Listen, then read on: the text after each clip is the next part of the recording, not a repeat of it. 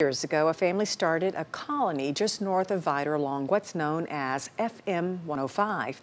Lance Edwards tells us how one very large family established its lineage and faith smack dab in the middle of Orange County.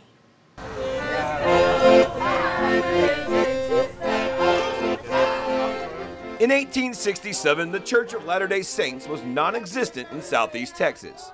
But that all changed when a pair of brothers from Louisiana stumbled upon a 160-acre plot, land which was tucked away in the woods. William Williamson immediately knew it would become his home. His brother George was already here in Texas, so he came over and started working at the Adams Ranch as well at first, but in 1867 came here. Williamson made a deal with an investor from Rhode Island, and 150 years later, his children's children still visit the homestead. Don Hilton is one of several Williamson family historians. On Saturday, he told a story that's been repeated for a century and a half. The day Williamson converted from French Catholic to Mormon faith-based. And they brought him up to the water and he wanted to be baptized, even though he was too sick to really walk by then.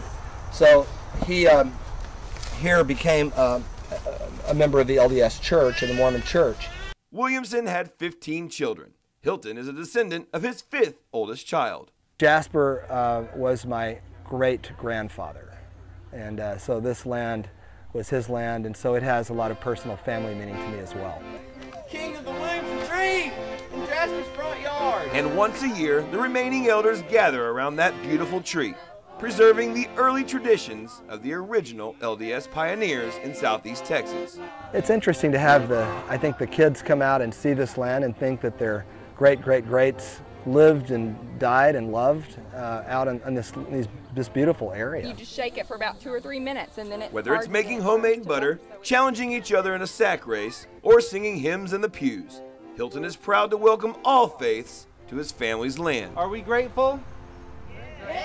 I think a legacy of faith for those who are their descendants and others who are LDS in the area here, but also, even if a person's not LDS, just a cultural legacy of what's happened with a major faith-based group here in southeast Texas. It really occurred here in this land.